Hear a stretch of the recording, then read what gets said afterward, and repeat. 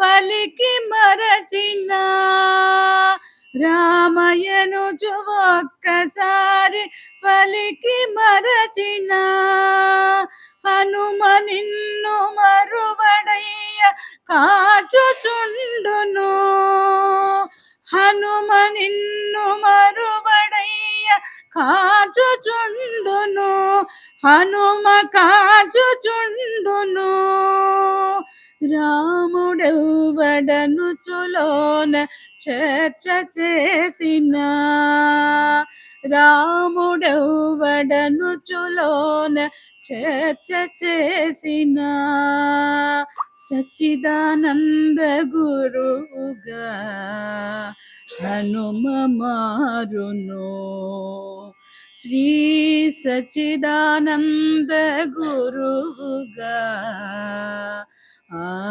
హనుమ మారును యచట రామ కీర్తనం అచట హనుమనతనం యచట రామ భావనం రామా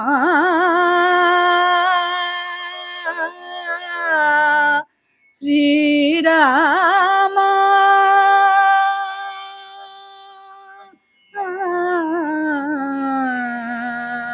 శ్రీరామ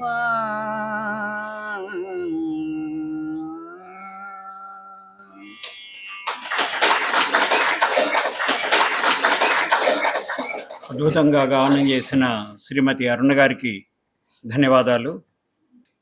ఉపన్యాసకుల వారు హైదరాబాద్ నుంచి విచ్చేశారు. వారితో పాటు వారి అర్ధాంగి వారి కుమారులు కూడా విచ్చేశారు.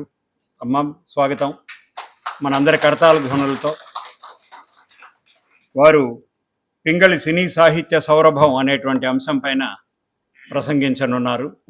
వారు పింగళి వారితో పాటు ఇంకా చాలామంది పాత తరం సినీ గేయ రచయితల మీద చాలా అధ్యయనం చేసి చాలా పుస్తకాలు రాశారు. అవన్నీ తర్వాత వారే చెప్తారు, లేదా జేకే రెడ్డి గారు వారిని పరిచయం చేసేటప్పుడు ఆ విషయాలు మనకు తెలియజేస్తారు. సార్, మేము 2010 నుంచి ఈ కార్యక్రమాలు నిర్వహిస్తూ ఉన్నాం. పై నెల ఫిబ్రవరికి 16 సంవత్సరాలు పూర్తి చేసుకొని పై నెల 22వ తేదీన గోదావరి హాల్లో మనం 16వ వార్షికోత్సవం నిర్వహించుకోబోతున్నాం. మీరందరూ కూడా తప్పకుండా వచ్చి పాల్గొనాల్సిందిగా ఆహ్వానిస్తున్నాను. వివరాలన్నీ కూడా మీకు వాట్సాప్ ద్వారా ఫేస్బుక్ ద్వారా తెలియజేస్తాం. ఫోన్ కూడా చేసి చెప్తాను. జేకే రెడ్డి గారు నేటి వక్తను పరిచయం చేసి రండి. సభకు నమస్కారం. తెలుగు తల్లికి నమస్సుమాంజలు. ఈనాటి వక్త డాక్టర్ వివి రామారావు గారి పరిచయం.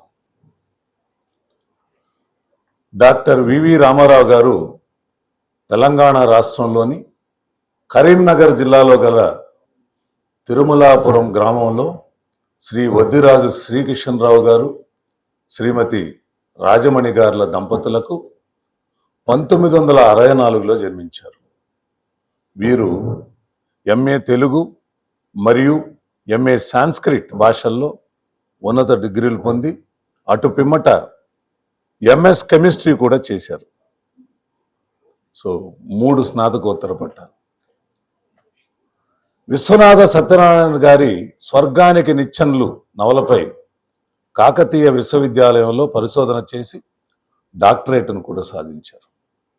వీరు 150 కవితలు, 500 పైగా వ్యాసాలు, 30 కథలు, 10 అనువాద రచనలు, పలు పరిశోధనా పత్రాలు రాశారు. అంతేకాకుండా చలనచిత్ర కవులపై కూడా విలువైన పుస్తకాలు రాశారు.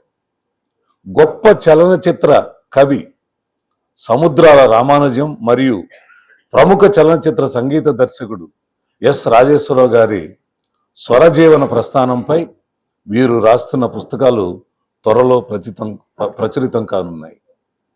మాజీ ప్రధానమంత్రి శ్రీ పివి నరసింహారావు గారి 100వ జయంతి సందర్భంగా వీరు వివిధ పత్రికల్లో రాసిన 32 వ్యాసాలు ఉభయ తెలుగు రాష్ట్రాల వారి ప్రశంసలు అందుకొనడం అందరం గర్వించదగిన విషయం. వీరు ఎన్నో వేదికలపై తెలుగు, తమిళం, హిందీ గీతాలను ఆలపించి ప్రేక్షకులను మైమరపింపజేశారు. అంతేకాకుండా సంగీత దర్శకుడిగా కూడా 25 ఆల్బమ్స్ చేశారు. వీరు ఎందరో గాయని గాయకుల గొంతులను అనుకరించగల గొప్ప మిమిక్రీ ఆర్టిస్ట్ కూడా. కొన్ని చలనచిత్రాలకు, టీవీ సీరియల్స్ కూడా సంగీతాన్ని అందించారు. అంతేకాకుండా దాదాపు 2.5 దశాబ్దాల పాటు ఆకాశవాణికి వ్యాఖ్యాతగా కూడా సేవలు అందించారు. బహుముఖ ప్రజ్ఞాశాలి అని చెప్పచ్చు. మరి ఇన్ని రంగాల్లో ప్రతిభ కలిగిన వీరిని అనేక పురస్కారాలు వరించడం అతిశయోక్తి కాదు కదా. అందులో మచ్చుకు కొన్ని 2015లో వంశీ ఇంటర్నేషనల్ సంస్థ వారిచే కళారత్న పురస్కారం, 2023లో పొట్టి శ్రీరాములు తెలుగు విశ్వవిద్యాలయం వారి కీర్తి పురస్కారం, కలికి తురాయిలు ఇవి 2. ఈనాడు మన వేద విజ్ఞాన వేదిక తరతరాల తెలుగు కవిత ధారావాహిక ఉపన్యాసంలో 169వ ప్రసంగం పింగళి సినీ సాహిత్య సౌరభం అనే అంశంపై ప్రసంగించబోయే రచయిత, గాయకుడు, డబ్బింగ్ మరియు మిమిక్రీ కళాకారుడు, సంగీత దర్శకుడు, అంతకు మించి మంచి వక్తే డాక్టర్ వివి రామారావు గారిని ఈ సభకు సగర్వంగా పరిచయం చేస్తున్నారు. మహాభారతంలో విరాట పర్వంలో తిక్కనవారు ధర్మరాజు గుణగణాలను ఇలా వర్ణిస్తారు.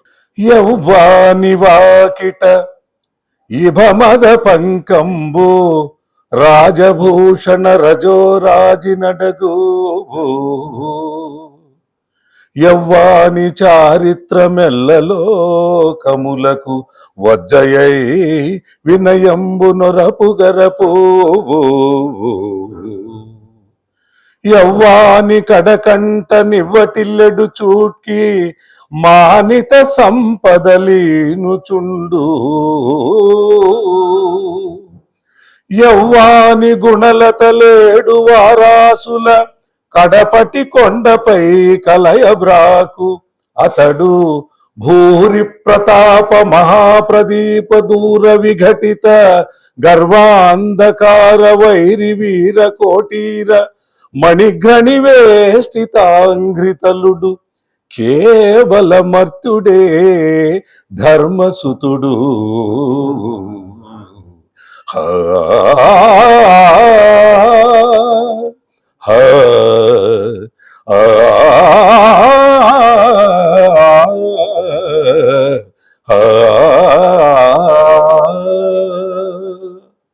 మరొక్క పద్యం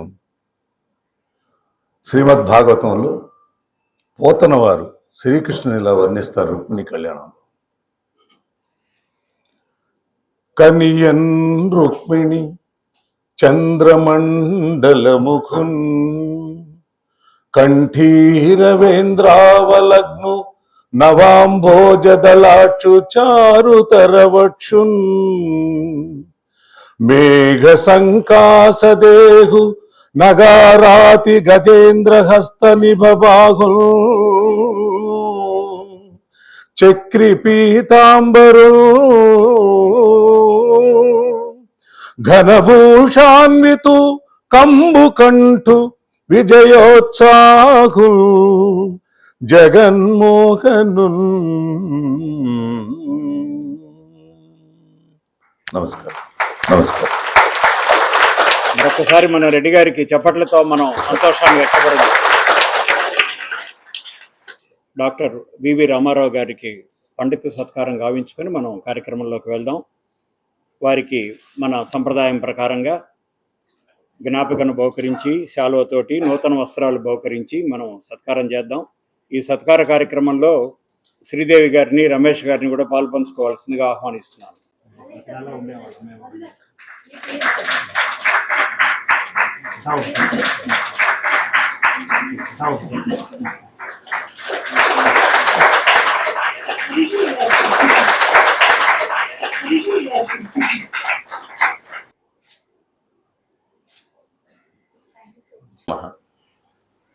శ్రీ సరస్వతీ నమః.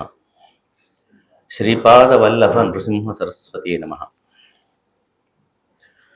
సద్వివేక సంపన్నులైన సదస్యులకు, రసజ్ఞులైన ప్రేక్షకులకు సవినయ నమస్సుమాంజలి. పింగళి సినీ సాహిత్య సౌరభం శీర్షికన ప్రసంగించడానికి అవకాశం ఇచ్చి ఆహ్వానించిన వేద విజ్ఞాన వేదిక, ఒక ప్రతిష్టాత్మక సంస్థ. ఈ సంస్థ అధ్యక్షులు శ్రీమాన్ జేకే రెడ్డి గారికి, కార్యదర్శి శ్రీ మధు గారికి, వీరికి నన్ను పరిచయం చేసినటువంటి ఆత్మీయురాలు శ్రీమతి శ్రీదేవి రమేష్ గారికి, మీ అందరికీ నమస్సులు.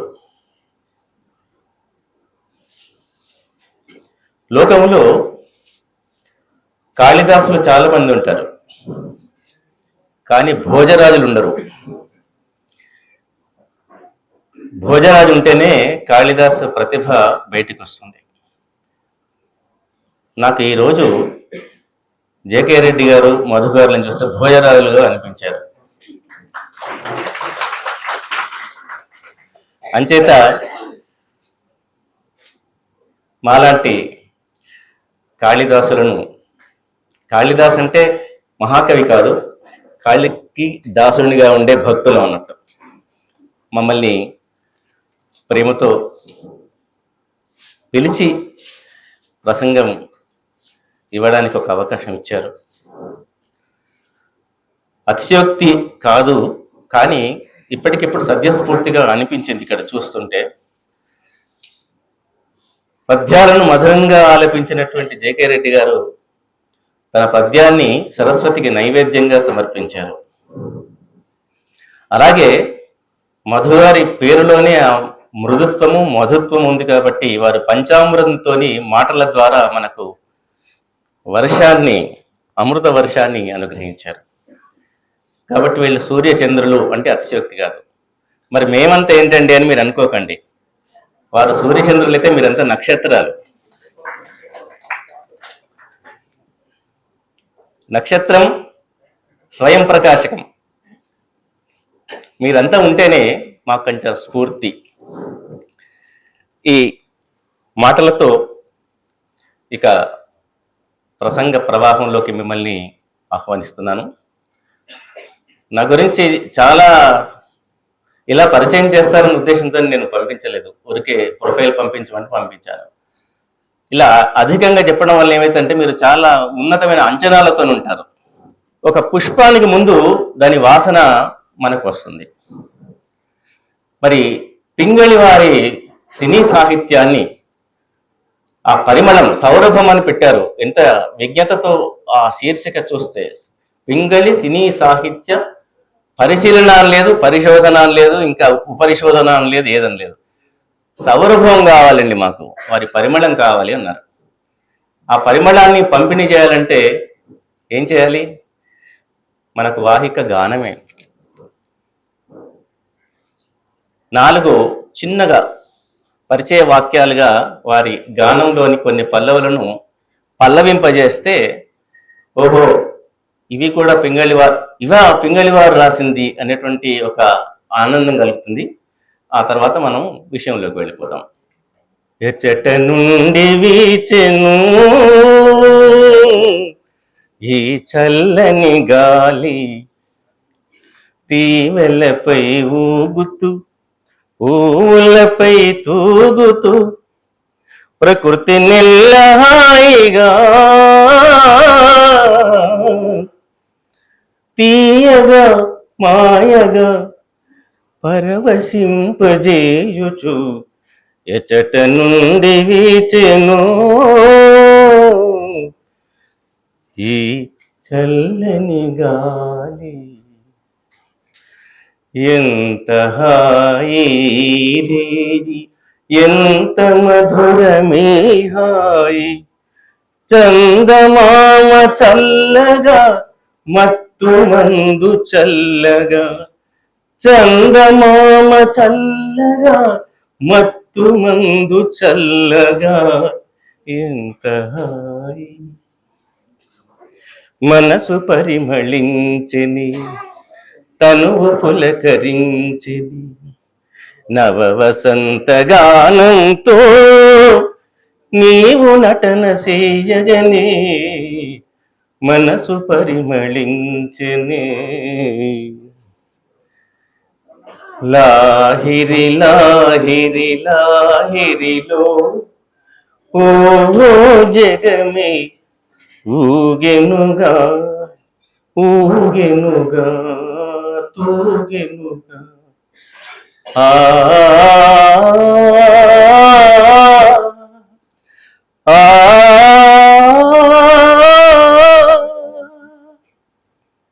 ఇవి పింగళి వారి పాటల తోటలోకి మిమ్మల్ని తీసుకెళ్ళడానికి ఉండే మచ్చు తునకలు కావి మెచ్చు తునకలు. ఇప్పుడు మనం పరిమళం ఉన్నారు కాబట్టి ఆ పరిమళంలోకి వెళదాం. అసలు ఈ పింగళి ఎవరు? తెలుగు సాహిత్యానికి వీరు చేసిన సేవ ఏంటి? సాహిత్యం మీరు నడిపించిందా, వీరే సాహిత్యాన్ని నడిపించారా? వీరి ప్రత్యేకత ఏంటి, వీరి స్థానం ఏంటి అనే రకరకాల సందేహాలు. దీనికి నేను ఒకే ఒక ప్రతిపాదన చేశాను.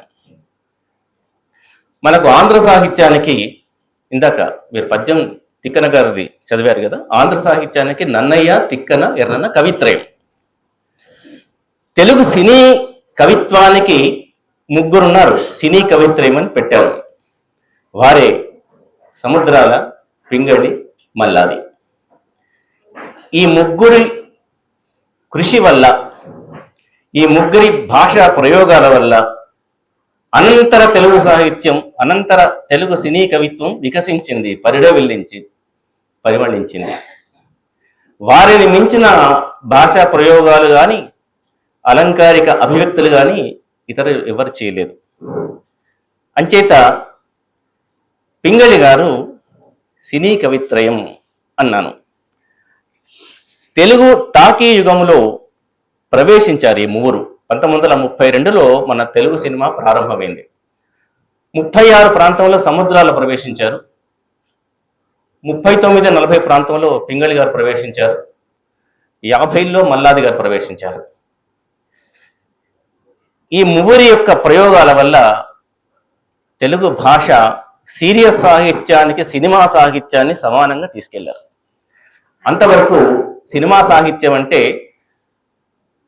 మనం సినిమాలు ఆనందిస్తాం, వినోదం పొందుతాం, కానీ సాహిత్యం విషయం వచ్చే వరకు దాన్ని ఒక చిన్న చూపుగా చూస్తుంటాం. ఆ సినిమా పాటలా అంటాం. కానీ సినిమా పాటలకు కూడా కావ్య గౌరవం ఉంటుందని, సినిమా పాటలు కూడా ప్రబంధ స్థాయిలో ఉంటాయని, సినిమాల వల్లే జనులకు విజ్ఞానం, వినోదం, వికాసం కలుగుతుందని, సినిమాల ద్వారానే, సినిమా పాటల ద్వారానే సుభాషితాలు కూడా అందించవచ్చని ఈ ముగ్గురు కవులు నిరూపించారు. ఆ విధంగా తొలినాళ్లలో వేసిన ఈ బలమైన పాడు వల్ల సినిమా సాహిత్యం కూడా, తెలుగు సినిమా సాహిత్యం కూడా ఇతర భాషా సాహిత్యాల వల్లే, అంటే బెంగాలీ సినీ సాహిత్యం చాలా గొప్పది, హిందీ సినీ సాహిత్యం చాలా గొప్పది, అలా గొప్పదానికి సమాంతరంగా చేర్చగలిగారు కాబట్టి పింగళి అందువలన గొప్పవాడు అని నా ఉద్దేశం. అందాల రాముడు ఎందువలన దేవుడు అంటే, ఒక ప్రశ్నకి ఇందువలన దేవుడు అని చెప్పడం కోసం వాల్మీకి 24,000 శ్లోకాలు రాయాల్సి వచ్చింది ఒక రాముడి గొప్పతనం చెప్పడానికి. మరి పింగళి గారు గొప్ప ఏంటి అంటే, నాకు ఒక అవకాశం కలిగింది 2006లో. ఆయన గురించి పరిశోధన చేస్తే అనేకమైనటువంటి సత్యాలు, అది పరిశోధనాత్మకమైనటువంటి పుస్తకం. లాహిరిలో 600 పేజీలు రాయగలిగాను. అయినా నాకు తృప్తి లేదు, ఇంకేదో రాయలేదు అని భావిస్తున్నాను. అంటే రసమయ జగత్తుకి రాసక్రీడను ఉచికొల్పినట్టు రచయితలను రాత క్రీడకు ఉపయోగించిన వాడు పింగళి. ఆ పుస్తకం ద్వారా నేను కనుక్కున్న సత్యం ఏంటంటే, ఇంత కృషి జరిగింది కదా, వీరి యొక్క సాహిత్యాన్ని అనంతర కవులకు, అనంతర తరానికి, అంటే ఈ రోజుల్లో పఠన శక్తి లేదు, పఠన శక్తి లేదు. అందరూ అరచేతుల్లో వైకుంఠం కాబట్టి. కానీ మన తెలుగు భాష ప్రియులకు మాత్రం పింగళి పాటలు పాఠ్యాంశాలు కావాలి. పింగళి వారి ప్రత్యేకతలను ఏకవాక్య తీర్మానం ద్వారా ఇలా చెప్పాను. కథా పరికల్పనలో విశిష్టత, సన్నివేశాల అల్లికలో విజ్ఞత, పాత్ర చిత్రణలో చతురత, మాటల రచనలో ప్రాజ్ఞత, భావాల కూర్పులో నవ్యత, భాషా ప్రయోగాల్లో ప్రత్యేకత, పాటల సృజనలో రసజ్ఞత, చిత్రానువాదంలో విలక్షణత, పాత్రోచిత భాషలో రమ్యత. ఇవన్నీ పింగళి గారి ప్రత్యేకతలు. ఆయన కథ రాశాడు. ఆ రోజుల్లో రచయిత అంటే కథ, చిత్రానువాదం, మాటలు, పాటలు, పద్యాలు రాస్తే రచయిత అనే ఒక నిర్వచనం. పింగళి గారు ఇవన్నీ రాసి ప్రతి ప్రక్రియలో తనదైన ముద్ర వేశారు. అయితే పింగళి రాఘవేంద్రరావు గారు రచన చేసింది మాత్రం చాలా తక్కువ. ఆయన 25 సంవత్సరాల కాలంలో 28 చిత్రాలకు మాత్రమే రాశారు. అందులో 250 పాటలు మాత్రమే రాశారు. రాసిన ప్రతి పాట పరిమళించింది. అంతేకాదు ఆయన అన్ని రకాల కథా చిత్రాలకు రచన చేశారు. అన్ని రకాలంటే పాతాళ భైరవి వంటి జానపదాలు, మాయాబజారి వంటి పౌరాణికాలు, మహామంత్రి తిమ్మరసు వంటి చారిత్రకాలు, గుండమ్మ కథ వంటి సాంఘికాలు, సిఐడి వంటి క్రైమ్ చిత్రాలు కూడా ఉన్నాయి. పాటల విషయానికి వస్తే జావళీలు మొదలు జానపదాల వరకు రాశారు. నవరస భరిత గీతాలు రాశారు. ప్రతి పాట అలతి పొలతి పదాలతో, లలిత భావాలతో, హృదయానికి అత్తుకునే శైలిలో రాశారు.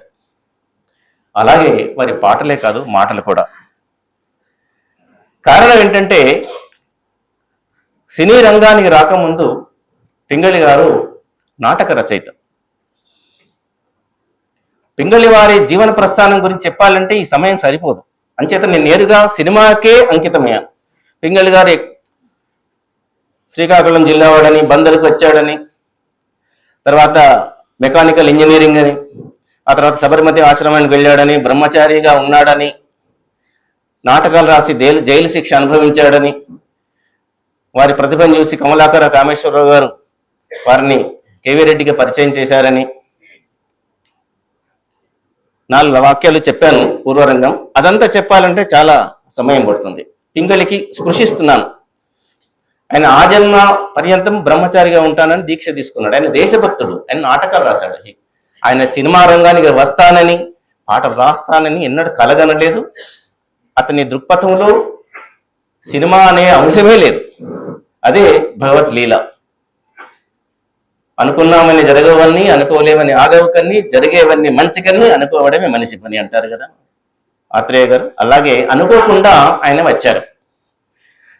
ఆయన ప్రధానంగా నాటక రచయిత కాబట్టి నాటక రచయితలు సినిమాకు సంభాషణలు రాసిన, మాటలు రాసిన హృదయానికి హత్తుకుపోతుంది. ఎందుకంటే ప్రతి పాత్రలో వాళ్ళు పరకాయ ప్రవేశం చేస్తారు కాబట్టి,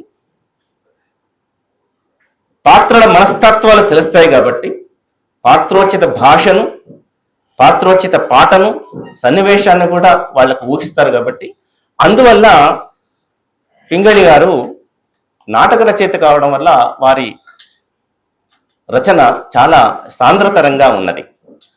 అలాగే ఆచార్య ఆత్రేయ కూడా నాటక రచయిత కావడం వల్ల ఆయన సినిమాలన్నీ విజయవంతమయ్యాయి. వారి పైన వీరి ప్రభావం ఉంటుంది.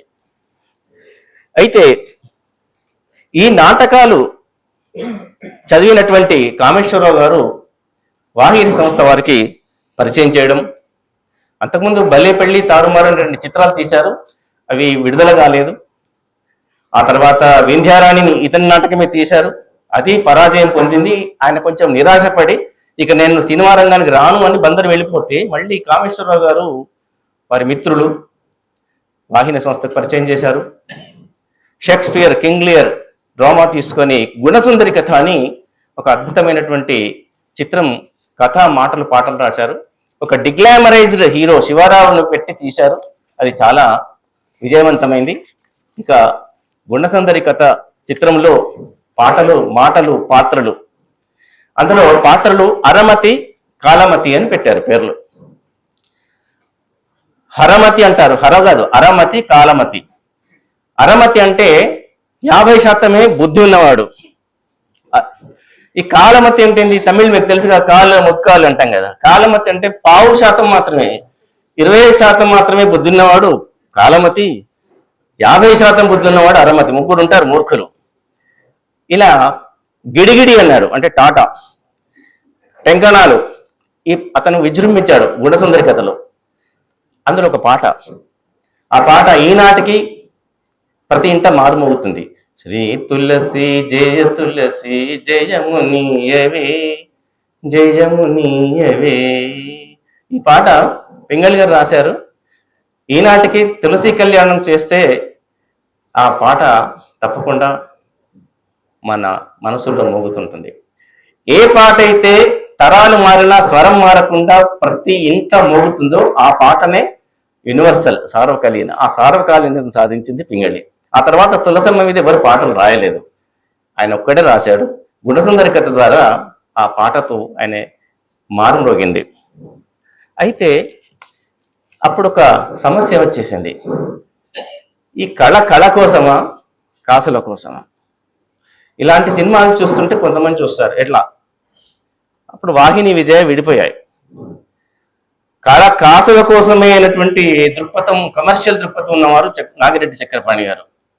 బిఎన్ రెడ్డి గారు ఏంటంటే కొంచెం ఆర్టిస్టిక్గా కళాత్మకంగా ఉండాలండి. మీకు మాకు పొంతన లేదని గుణసుందరి కథతోని వాళ్ళు విడిపోయి విజయ సంస్థను నెలకొల్పి, ఆ విజయ సంస్థకి తొలిసారిగా షావుకార్ చిత్రం తీసినా కానీ పాతాళ భైరవి చిత్రం ఇంకా పింగళి గారిని సమున్నత శిఖరం పైన నిలిపింది.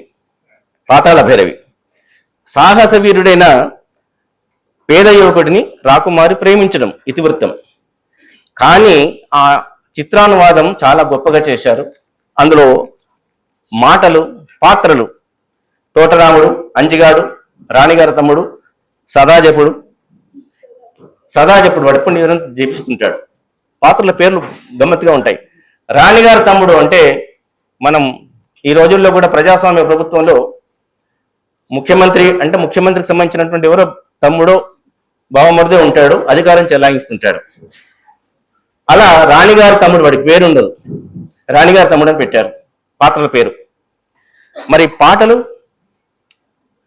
కలవరమాయే మదిలు నా మదిలు, కలవరమాయే, రెండు అర్థాలు ఉంటాయి. వాడి కళ వరమైంది. కలవరమాయే మదిలు నా మదిలు.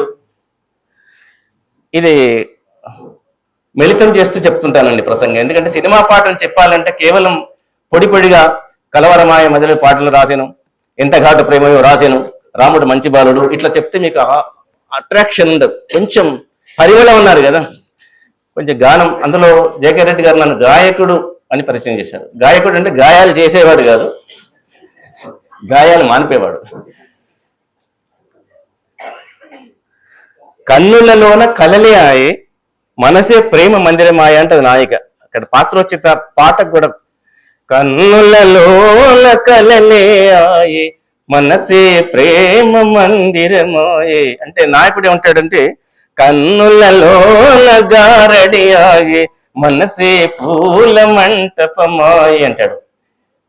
ఎందుకు రెండు పదాలు పెట్టారు? అంతఃపురంలో నివసిస్తుంది రాకుమారి కాబట్టి ఆమె మనం ఎక్కడ నివసిస్తే, మనం ఏ జీవన ప్రస్థానంలో గడుపుతుంటే ఆ వస్తువులతోనే మన ప్రపంచంతో పరిచయం ఉంటుంది. మన చెన్నైలో నివసిస్తే మనకి ఇడ్లీ సాంబారు దోశలు కనపడుతుంటాయి. అదే మన మహారాష్ట్రలో ఉంటే జొన్న రొట్టెలు ఇంకేదో ఉంటాయి. మనకు సంబంధించిన వస్తువులతో మనం కవిత్వం రాస్తాం. ఆ అంతఃపుర కన్యకు మనసు ప్రేమ మందిరం అయిందట. ఈ తోటరాముడు తోటమాలి కాబట్టి వాడి మనసు పూల మండపమైంది. అది పింగళి గారి చతురత. ఇక్కడ ఇంకొక పాట రాశాడు. ఎంత ఘాటు ప్రేమయో ఎంత తీవ్ర వీక్షణము కన్ను కాటు తిన్నదిగా కళ్ళలు విరిసెనే మనసు మురిసెనే రాగేశ్వరి రాగం. ఘంటసాల గారికి చాలా ఇష్టమైన రాగం. సరే, అందరు విన్నారు. విమర్శకులు ఉంటారు కదా, ప్రేమ ఘాటుగా ఉంటుందా, అదేమైనా మిర్చియా? ప్రేమ ఏంటండి, అది వస్తువా అంటే తోటరామన్ లాగా ఉంటే మీకు ప్రేమ మిర్చియా ఏదో తెలుస్తుంది అని పింగళి సమాధానం చెప్పి ఆపదం. అలా అన్నవాళ్లే మళ్ళీ తర్వాత కాలంలో ఘాటు ఘాటు ప్రేమ ఎడబాట్లా అని శ్రీశ్రీల ఆరుద్ర వీళ్ళందరూ విమర్శించి ఆ విమర్శను అధిగమించి వాళ్లే ఆ వస్తువును స్వీకరించారు. అది పింగళి యొక్క ప్రభావం. పాతాళ భైరవిలో వినవే బాలా నా ప్రేమ గోళ రేలంగి వగలు వగలు కళ్ళకు చెల్లుకు వగలు జికి ప్రేమ కోసము వలలో పడ్డనే పాపం పసివాడు. వర్మ గారు వాయిస్ ఈ పాటలు పాడారు. ఇవి చాలా హిట్. ఆ తర్వాత పింగళి వారు మాటలు పాటలు అందించిన చిత్రం పెళ్లి చేసి చూడు. ఇందులో పింగళి గారి మాటలు ప్రతి సీన్లోనూ అక్షరహారతలు పెట్టాయి. అందులో ఒక డైలాగ్ ఉంటుంది, దూపాటి వేయనకు ఆ పాటి ఈ పాటి ఆస్తి లేకపోయినా పరిపాటిగా బతికివేయడం పరిపాటి అని ఎస్వి రంగారావు డైలాగ్. అది ఎప్పుడు అంటుంటాడు. అలా చమత్కారమైన మాటలు. ఒక సందేశాత్మక గీతం. పెళ్లి చేసుకుని ఇల్లు చూసుకుని చల్లగా కాలం గడపాలోయ్, ఎల్లరి సుఖము చూడాలోయ్, మీరెల్లరూ హాయిగా ఉండాలోయ్ అంటాడు. అందులో ఒక చురకాయిస్తాడు. భావకవుల వల్ల ఎవరికి తెలియని ఏవో పాటలు రాయాలో అంటే భావకవిత్వం అంటే ఏంటంటే ఎవరికి తెలియదు అని. అంటే ఆయన ఎట్లా ఉంటుందంటే ఒక వైరస్, ఒక ఇంట్రావీనస్ ఇంజెక్షన్ లాగా ఉంటుంది. మనకు తెలియదు, ఎక్కడో ఎవరికి తట్టనో అక్కడ తడుతుంది. ఇక పింగళి వారి హాస్య చిత్రకు మరో కొలమానం మిసమ్మ, మల్టీ స్టారర్ చిత్రం. ఇందులో చాలా పాటలు, అన్ని పాటలు హిట్. అవునంటే కాదనిలే, కాదంటే అవుననులే, ఆడువారి మాటలకు అర్థాలే వేరురే. ఏం రాజా రావోయి చందమామ మా వింత గాథ వినుమా, రావోయి చందమామ. ఈ ఏం రాజా గారిని తీసుకున్నారు. అందులో చందమామను మధ్యవర్తి పెట్టుకొని పెళ్ళైనట్టు నటించే దంపతులు తమ ప్రణయకలహంద తాలూకు పాట అది. చందమామతోని విన్నవించుకుంటారు. చందమామ ఏం చేస్తాడు, ఇరువురు వాదనలు వింటాడు, మబ్బుల చాటుకు వెళ్ళిపోతాడు. ఆయన ఏం తీర్పు చెప్పాడు. ఇందులో క్రైస్తవ పరిభాషలో కరుణించు మేరీ మాత శరణంటి మేరీ మాత అని పాట రాశాడు. ఒక మతానికి కానీ ఒక సంస్కృతి కానీ పాట రాసేటప్పుడు ఆ మతంలోని పారిభాష పదాలు వాడాలి. పరిశుద్ధుడు, దైవాత్మ, జీవాత్మ పదాలు ఉంటాయి క్రైస్తవ పాటల్లో. ఆ పాటలు ఆ పదాలు ఉపయోగించి రాశాడు. అలాగే బాలను రామదన అనే జావళి రాశాడు. మిస్సమ్మ ఆల్ టైమ్ హిట్ అని మనం చెప్పుకోవచ్చు. మాయాబజార్లో ప్రవేశిద్దాం. మాయా అనే సంస్కృత పదానికి బజార్ అనే ఉర్దూ పదం కలిపి తీసిన తెలుగు సినిమా మాయాబజార్. అసలు మాయాబజార్ అనేది పింగళి సినిమా సాహిత్యాన్ని ఒక కుప్పగా పోస్తే మాయాబజార్ ఒక ఎవరెస్ట్, ఒక స్వరమేరు శిఖరం లాంటిది. ఆ సినిమా గురించే ఒక గంట సేపు కాదు, ఒక వారం రోజులు చెప్పొచ్చు. అంత గొప్ప చిత్రం. ముఖ్యంగా అందులో మా శశిరేఖ, ఘటోద్గళ్ళు, పాటలు, ముఖ్యంగా లాహిరి లాహిరి లాహిరిలో. ఈ లాహిరి శబ్దం ఎక్కడిది? శ్రీనాథుడు కాశీఖండంలో లాహిరి పట్టిన భాతి అని ఒక వచనం రాశాడు. అంటే ఎవరో పుట్టిస్తారు మాటలు, ఇతను తీసుకున్న మాటలన్నీ ప్రబంధాలు, కావ్యాల నుండి తీసుకున్నాడు. పింగళి దాన్ని బట్టి ఎంత చదువరి, ఎంత విజ్ఞానవంతుడు అనేది తెలుస్తుంది. ఇందులో ఒక పాట ఇందాక ప్రారంభంలో పాడాను. తారా చంద్రుల విలాసములతో విరిసే వెన్నెల వరవడిలో, పూల వలపుతో ఘుమఘుమలాడే పిల్లవాయువుల లాలనలో. ఇది ఎటర్నల్ సాంగ్. అందులో మిగతా పాటలన్నీ సమయభావం వల్ల మీకు మర్చుకు వినిపిస్తున్నాను. ఇందులో ప్రేమలో ఒక పూల వలపు ఇలాంటి భావచిత్రాలు, విహరించుట అనేది క్రియాపదం, ఈయన విహరణగా మార్చాడు, నౌన్గా మార్చాడు. శశిరేఖకు పెళ్లి నిశ్చయం అవుతుంది. కొన్ని సీన్స్ చెప్పాలి మీకు మాటలకు. మగ పెళ్లి వారి పక్షాన కౌరవుల పక్షాన శాస్త్రుడు వస్తాడు, ఆడపెళ్లి వారి పక్షాన లంబు జంబులు ఇతని సైన్యం ఉంటుంది. ఎవరిది? ఘటోత్కచుడిది. ఏంటయ్యా పెళ్లి పెద్దలు అని శుద్ధ మొదలు తయారయ్యారు, అదేనయ్యా గోంగూర శాకంబరి దేవి ప్రసాదం ఆంధ్ర శాఖం, అది లేనిదే ప్రభువులు ముద్దైన ఉంటారు అని చెప్పి వెళ్ళిపోతారు. అప్పుడు మాయాశేషి రూపంలో ఘటోత్కచుడు వచ్చి పెళ్లి భోజనం చూసి నోరూరించగానే ఒక్కొక్క పదార్థాన్ని వర్ణిస్తూ విశ్వరూపం చేసి, విశ్వరూపం ఎత్తిన తర్వాత అతని గంగాళం చిన్న చెంబులాగా అయిపోతుంది. చెయ్యితో తింటే లేట్ అవుతుందని నోటితో తింటుంటాడు. అప్పుడు ఒక విందు భోజనం, వివాహ భోజనంబు వింతైన వంటకంబు వియాల వారి విందు ఓహో నాకే ముందు ఔరౌరగారెలల్ల అయ్యారే ఊరెలిల్ల ఓహోరే అరిసెలుల్ల ఇవెల్లే నాకే చెల్ల. అంటే ఒక మెను, ఒక లిస్ట్ ఉంది విందు భోజనంలో ఏం ఉండాలి. ద్వాపర యుగంలో భారతంలో గోంగూర ఉంటుందండి. మన ఆంధ్రులు భోజన ప్రియులు కాబట్టి మన వస్తువులతోనే ఘటోత్కచుడిని భోజనం పెట్టించాడు. మజారి పళాలు, పులిహోర దప్పళాలు, వారి పాయసాలు ఇవెల్లడాగే చాలు.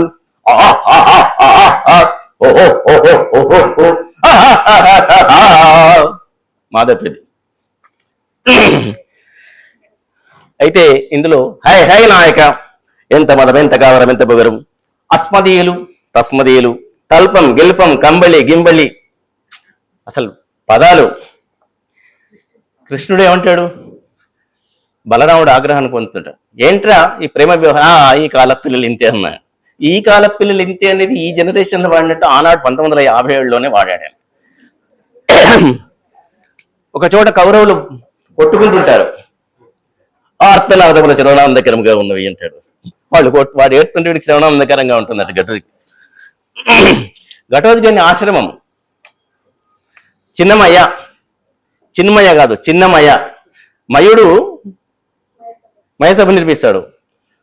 మయుడు తిరిగా ఇతడు చిన్న మయుడు అన్నట్టు, వీడు మాయాబజార్ నిర్మిస్తాడు కాబట్టి ఆయన పాత్ర వచ్చిన పేరు. దుందుబి అంటే అటెండెన్స్, ఉగ్ర అగ్ర గగ్గోళక గందరగోళక లంబు జంబు ఎస్ఆర్ అటెండెన్స్ తీసుకుంటుంటాడు. అప్పుడు అస్మదీయులు తస్మదీయులు అంటాడు ఒక లంబు. చూడు నాయక ఏదో పదప్రయోగం చేశాడని ఆ రాక్షసుడు అంటాడు ఘటోత్కచుడిని. అక్కడ అంటాడు మనం ఊరికి చెప్పుకునేది, అవునవును ఎవరు పుట్టించుకుంటే మాటలు ఎలా పుడతాయి, 1000 వీరతాళ్ళు అంటాడు. ఈ వీరతాళ్ళు అంటే ఏంటంటే ఆర్మీలో మనకు 1 స్టార్ 2 స్టార్ 3 స్టార్ ఇస్తాం కదా, ప్రశంసా పత్రాలను ఆయన వీరతాళ్ళు అన్నారు. ఈనాటికి కూడా మనం వీరతాళ్ళు వేసుకున్నామని చెప్తాం. అంటే ఏదైనా సాధిస్తే మనం చమత్కారంగా చెప్పుకుంటాం. మాయాబజార్లో సత్యపీఠం ఉంది, లై డిటెక్టర్. ఇప్పుడు లై డిటెక్టర్ ఉన్నట్టు ఆ రోజుల్లోనే లై డిటెక్టర్ పెట్టాడు. ప్రియదర్శిని ఉంది వాట్సాప్ లో వీడియో కాల్. నీ ప్రియదర్శిని ఓపెన్ చేయగానే ఎవరికి ఇష్టమైన వాళ్ళు కనబడతాడు. అభిమానులు ఓపెన్ చేయగానే శశిరేఖ నీ అంటే ఆ కంపోజింగ్ కూడా నీవే నాకు కనబడ్డది అంత అంత చిన్నగా. అంటే గగురుపాటు ఉండాలి కదా, తను ప్రేమించిన ప్రేయసి కనబడ్డది, అసలు ఆ ప్రియదర్శి కనపడితే ఆ భావోద్వేగం ఉండాలి. అంతే తప్పించి ఓహో శశిరేఖ కనబడ్డావా బాగున్నావా అంటే బాగుండదు కదా. నీవేనా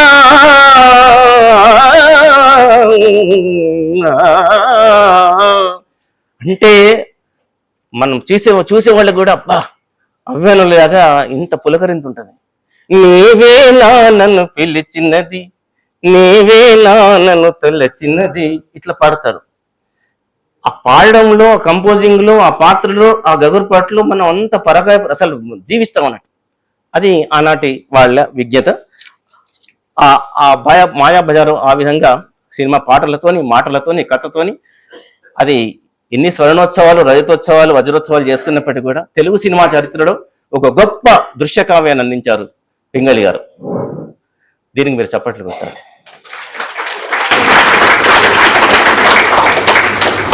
చెప్పి కొట్టించుకునే చప్పట్లు చెప్పగా ఉంటాయి, చెప్పకుండా చెప్పుకుంటే చప్పట్లు దుప్పట్లు లాంటివి కానీ. ఇది నా డైలాగ్, పిల్లకి పింగళ డైలాగ్ కాదు. మాయాబజార్ ఘన విజయం సాధించాక పెళ్లినాటి ప్రమాణాలు. పెళ్లినాటి ప్రమాణాలు కూడా వీళ్ళన్ని హాస్య చిత్రాలేనండి. పింగళి గారు ఈవెన్ సత్యహరిశ్చంద్ర లాంటి కడవడి కన్నీళ్ళు గారిచే చిత్రంలో కూడా తద్దినం భోజనం పెట్టి ఆయన హాస్యం చేశాడు. అంటే హాస్యం అనేది మనిషిని జీవింపజేస్తుంది, ఒక మందు లాంటిది అనే ఉద్దేశం. పెళ్లినాటి ప్రమాణంలో కూడా ఆ సినిమా పరాజయం పొందింది, కానీ పాటలు చాలా హిట్ అయ్యాయి. వెన్నెలలోన వేడియేలను, వెడిమిలోన చల్లనేలను, ఈ మాయేమో జాబిలి, మాయేమో జాబిలి. ఇది ముక్తపద గ్రస్తాలంకారం అంటారు. ముక్తపద గ్రస్తాలంకారం అంటే ప్రతి వాక్యంలో ఉండే చివరి పదం తీసుకొని మళ్ళీ ముందు తీసుకొని రావడం. వెన్నెలలోన వేడియేలను, వేడి అనేది చివరిది, మళ్ళీ వేడిమిలోన వెన్నెలలను. ఇది అలంకారికంగా చెప్పాలంటే మరి తెలుగు సినిమా సాహిత్యం అంటే అబ్బే అంటాం కదండి. ఇందులో కవిత్వం ఉంది, అలంకారం ఉంది, శిల్పం ఉంది, రసం ఉంది, అన్నీ ఉన్నాయి. అన్నిటిని మించి వినగానే మనసు తేలికపరిచేటువంటి భావం ఉన్నది. కఠిన పదాలతోని నారికేళ్ల పాక శైలిలో చేసి విద్వాంసులకు మాత్రమే అర్థం అవడం కాదు కదా. సినిమా పాట అంటే క్లాస్ నుంచి మాస్ వరకు వెళ్ళిపోవాలి, అది దృష్టిలో పెట్టుకొని రాశారు. అది చాలా కష్టం అలా రాయడం. ఆ కష్టాన్ని ఇష్టంగా మార్చుకొని పింగళి గారు మనకు సాహిత్యాన్ని అందించారు. అలాగే అప్పు చేసి పప్పుకూడు, ఇదొక సెటైర్.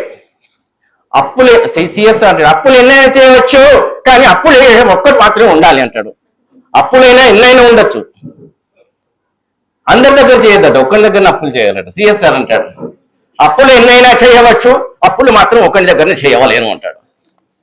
అప్పు చేసి పప్పు కూడు తినరావో నరుడా, గొప్ప నీతి వాక్యం ఇదే వినరా పామరుడా. ఈ పాటలో చివరికి వేలి ముద్ర వేయరా, సంతకాలు చేయరా, అంతగాను మీకు ఆటంకం అయితే ఐపీ బాంబు ఉందంటాడు. ఐపీ అంటే ఇన్సాల్వెన్సీ పిటిషన్.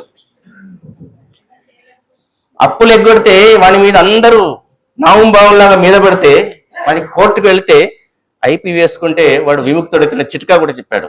అంటే ఆయనకు ఉండే లీగల్ నాలెడ్జ్ కూడా ఇందులో తెలిసిపోతుంది. ఈ చిత్రంలో ప్రారంభంలో పడిన ఎచట నుండి వీచిన పాట ఉంది కదా, అందులో తీవెలపై ఊగుతూ పువ్వులపై తూగుతూ తీయగా మాయగా అనే పదాలతోని ఆయనను మనం నిజంగా పరవశింపజేశాడు. ఇందులో ఒక హాస్య గీతం ఉంది. ఆ గీతం ఏంటంటే సన్యాసుల్ని సంసారంలోకి లాగే గీతం. కాశీకి పోయాను రామాహరి, గంగ తీర్థము తెచ్చాను రామాహరి. రేలంగ్ గారు, గిరిజ గారు వెంటనే కౌంటర్ ఇస్తుంది ఆమె. కాశీకి పోలేదు రామాహరి, ఊరి కాల్వలో నీరండి రామాహరి, మురుగు కాలువలో మామూలు ఊరి కాలువ అంటే మురుగులు. అన్నమక్కరలేదు రామాహరి, నేను గాలి భోంచేస్తాను రామాహరి, ఉత్త గాలి భోంచేస్తాను రామాహరి, గాలితో పాటుగా రామాహరి, వీరు గారెలే తింటారు రామాహరి, నేతి గారెలే తింటారు రామాహరి. ఇంకా ఇందులో సుందరాంగులను చూసిన వేళ అని ఏం రాజపాట, మూగవేళ ఏమిలే నాకు మోము చాలులే అనే పాట. ఈ పాటలు చాలా హిట్ అయినవి. ఇక మనం మళ్ళీ సాంఘిక చిత్రాలకు, జానపద చిత్రాలకు వస్తే ఒక మహానుభావుని ప్రస్తావన తీసుకురావాలి. వారికి సంబంధించినటువంటి బంధువులు కూడా ఇక్కడ ఉన్నారు. కమలాకర కామేశ్వరరావు గారు దర్శకత్వం వహించినటువంటి మహాకవి కాళిదాసు. కథ, మాటలు, పాటలు రాశారు. ఇందులో అక్కినేని గారు కాళిదాసు అద్భుతంగా నటించారు. కొన్ని శ్లోకాలు మహాకవి కాళిదాసు రచించినవి తీసుకున్నారు. మాణిక్య వీణాముపలాలయంతి, సుధా సముద్రాంతరుద్యన్మణి దీప సమరుట బిల్వాట భద్ర కాంత త్రుమాకార కాంతార వాసప్రియ, ఇట్లాంటి దీర్ఘభూషినటువంటి శ్లోకాలను, దండకాలు తీసుకున్నారు. కానీ పామరుడుగా ఉన్నప్పుడు పింగళి ఒక భాష వాడాడు కాళిదాసుకి. కాళి ఉపాసనతో ప్రత్యక్షమైన తర్వాత, ఒక సంస్కారం వచ్చిన తర్వాత ఒక సాంద్రతరమైనటువంటి మంచి భాషను వాడారు. ఇందులో మొన్ననే మనకు వసంత పంచమి, జయ జయ జయ శారద జయ కళా విశారద జయ జయ జయ జయ జయ జయ శారద. సరస్వతి రాగంలోనే సమకూర్చారు. అద్భుతమైన పాట. ఆ పాట కూడా సరస్వతిని సమర్చించే ప్రతి వేదిక పైన కూడా ఈనాటికి పాడుకోవడం విశేషం. మహాకవి కాళిదాసు విజయం సాధించింది. ఆ రోజుల్లో ఆయన రాష్ట్రపతి రజత పథకం కూడా పొందింది. ఆ తర్వాత మనం జగదేక వీరుని కథ చిత్రంలోకి ప్రవేశిద్దాం. కథ, మాటలు, పాటలు రాశారు. ఇందులో జగదేక వీరుడిగా ఎన్టీ రామారావు, దేవకన్యలుగా బి సరోజ, జయంతి, ఎల్ విజయలక్ష్మి, బాల, నలుగురు. ఇందులో ఆనవాయితీగా పాత్రల పేర్లు ఆశ, ఏకాశ. ఆశ, ఏకాశ. ఏకాశ అంటే ఒకటే ఆశ ఉంటుంది ఆమెకు, 2-3 ఉండవు. 2 చింతలు, మనకి 2 విచారాలు ఉంటాయి. త్రిశోకానందుడు విలన్, రాజనాల, చీర కట్టుకుంటాడు ఆయన, రాజనాల శాడిస్ట్. ఈ త్రిశోకానందుడు ఏంటంటే 3 అంటే 3 పూటలా ఏడుస్తుంటాడు వాడు. అందులో గొప్పతనం ఏంది, 3 పూటలా ఏడుస్తూ ఏడుపులో ఆనందం పొందేవాడు త్రిశోకానందుడు. తర్వాత ఆటకోట దయ్యాలు. ఆ త్రిశోకానందుని రాజ్యం పేరు కామకూట రాజ్యం. ఇలా ఆ విలనిజాన్ని ప్రవేశించడం. అందులో దేవకన్యల సంస్కృత భాష, దేవకన్య అంటే అమర భాష కదా వాళ్ళు. హలా సఖి అని మాట్లాడుతుంటారు. ఈ హలా శబ్దం ఎక్కడిది అంటే కాళిదాసు రాసిన అభిజ్ఞాన శాకుంతలం నుంచి తీసుకున్నాడు. దానికి ఒక పాట కూడా, జలకాలాటలలో కలకల పాటలలో ఏమి హాయలే హల. కొంతమంది తెలుగు భాష ఈనాటి తరం వాళ్ళు అది హలా కాదు హలో అనుకొని పాడుతుంది. హలో కాదు, అది హలానే. హలా అంటే సఖి అని అర్థం. ఇక్కడ చివరికి తరుణ కాలమేలే అది వరుని కొరకు పిలుపి అంటుంది, ఆగిపోతుంది. పొదల చాటు నుంచి ఎన్టీ రామారావు ఉంటాడు. వాళ్ళు అనుకోరు ఎన్టీ రామారావు ఉన్నాడని, వాళ్ళు దేవకన్యలు కదా. ఇతనికి ఒక కళ ఉంటుంది వాళ్ళని పెళ్లి చేసుకోవాలని. వాళ్ళు వెళ్ళిపోతారు. వెళ్ళిపోయిన తర్వాత ఆ బాధతోని, ఓ దివ్యరమణులారా, ఒక అద్భుతమైన ఎత్తుగడ. ఇందాక నీవేనా తలచింది ఎట్లా ఉంటుందో, నిన్న సాకిల మాస్టర్ అంటారు. పింగళి చాలా 50% పాటలు సాకిలతోని మొదలు పెడతారు. నేటికి కనికరించినారా ఓ చెలి ఓహో సఖి ఓహో మదీయ మోహిని. ఎన్ని పేర్లు ఎందుకంటే 4 కదా కన్యలు. ఓ సఖి షార్ట్స్ పడుతుంటాయి, బి సరోజ మీద, బాల మీద, ఓ సఖి ఓహో చెలి ఓహో మదీయ మోహిని ఇట్లా రాశాడు. ఇందులో దేవకన్యలు పాపం పెళ్లి చేసుకుంటే వాళ్ళకు ఒక ఆలోచన వస్తుంది. పాపం పోనీయే వాడు బాధపడుతున్నాడు అని మళ్ళీ వస్తారు మనసు మార్చుకుంది భూలోకానికి. ఇతను ఉండడు. వరించి వచ్చిన మానవ వీరుడు ఏమైనాడని విచారమా అవునె చెలి అవునె సఖి. ఈ ప్రశ్నించినప్పుడు వీరి పదప్రయోగాల్లో షాయా అనే పదం కూడా ఉంటుంది. షాయా అంటే చేయుట. పింగళి గారు చాలా చిత్రంలో షాయా అని వాడతాడు. అలిగిన చిలిమి లాలన షాయ మలయానిలుడే ఆయనే, మలయానిలుడై చల్లగా చెలిపై వలపులు విసిరినే ఓహల అని అంటారు. అక్కడ మలయానిలుడు, లలిత వసంతుడు అంత మన్మధుని సామాగ్రి ఉన్న పేర్లే పెడతాడు. ఆ జగదేక వీరుడు కదా, అతను వసంతునిగా, మన్మధునిగా, మలయానీలునిగా ఉంటాడని, అంత సౌందర్యవంతుడని చేశారు. ఇలా రసరమ్య పరంగా ఆయనే జగదేక వీరుని కథలో పాటలు రాశారు. అన్నిటికంటే మనల్ని అలరించే ప్రణయ గీతం ఏంటంటే, అయినదేమో అయినది ప్రియ గానమేది ప్రేయసి. ఈ పాట మీరు విన్నారు కదా. అందులో నాయిక అంటుంటుంది అంతే. ఎందుకంటే ఆమెకి ఇష్టం ఉండదు. మరి ఎందుకు బలవంతంగా ఇతను పాడుతుంటే అంటుంటుంది. ఆమె చీరను ఇతను దొంగిలిస్తాడు కాబట్టి, చీర ఉన్నది కాబట్టి ఆమె బందీ అవుతుంది. చీర ఎప్పుడు తస్కరిస్తే ఆమె వెళ్ళిపోతుంది. అక్కడ ఆమె కూడా అవును అయినదేమో అయినది ప్రియా అనదు. ఆమెకి ఇష్టం లేని తనాన్ని మీ ఆలాపనలో చూపించారు. ఇష్టం ఉన్న నాయకుడిది ఆయన అడ్వాన్స్గా మాట్లాడుతుంటాడు, పాడుతుంటాడు. ఏమి మంత్రము చల్లినావో, ఏమి మత్తం అన్ని అతనే అంటుంటాడు. ఈమె మంత్రం చల్లదు, మత్తం చల్లదు, ఈమె ఎప్పుడూ అదను చూస్తుంటుంది. ఇలా పాత్రలను మన కళ్ళ ముందర ఆవిష్కరింపజేశాడు పింగళి. ఈ జగదేక వీరుని విజయస్ఫూర్తితో 1962లో అసలు కథ వచ్చింది sir, Gundamma Katha. N T Ramarao, Nageswararao, S V Rangarao, Savitri, Jamuna, బాలి మల్టీ స్టారర్. ఇందులో పింగళి వారి పద పారిజాతాలకు ఘంటసాల గారి స్వర సౌరభాలు కూడా తోడై ఒక మ్యూజికల్ హిట్ చేసింది. 1960లోనే ఈనాడు స్త్రీవాదం అని మీరంతా నిర్భయంగా ఆత్మగౌరవాన్ని గౌరవించినట్టు ఆనాడే ఆయన హాస్య చమత్కార గీతం లేచింది నిద్ర లేచింది మహిళా లోకం, దద్దరిల్లింది పురుష ప్రపంచం అని రాశాడు. ఇందులో విసన్న చెప్పింది వేదమని కూడా చేశాడు. అంతేకాకుండా ఒక చిన్న చమత్కారం, చట్టసభలలో సీట్ల కోసం భర్తలతోనే పోటీ చేసి ఢిల్లీ సభలో పీఠం వేసి అని అంటాడు. ఏం చేశారు అంటే లెక్చర్లు దంచారట, విడాకుల చట్టం తెచ్చారట. అది కోసం లేదు అంటే ఈయన స్త్రీలను పొగడాడా తెగడాడా అలా ఉంటుంది ఆయన పాట. మెచ్చుకుంటున్నాడా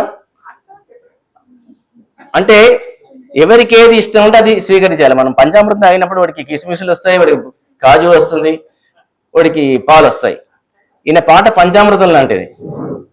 స్త్రీవాదులకు అది ఇష్టమైన పాట, పురుషవాదులకు అది ఇష్టమైన పాట. అంత ఇంటెలిజెంట్ గా రాశాడు పాట. ఒక ప్రేమభావం, మౌనముగాని మనసు పాడిన వేణుగానమును వింటిని, తెలుపక తెలిపే అనురాగముని కనులలో కనుగొంటిని, నీ మనసు నాదనుకుంటిలి. ఇది మోహన రాగంలో నిజంగా సమ్మోహితం చేస్తుంటుంది.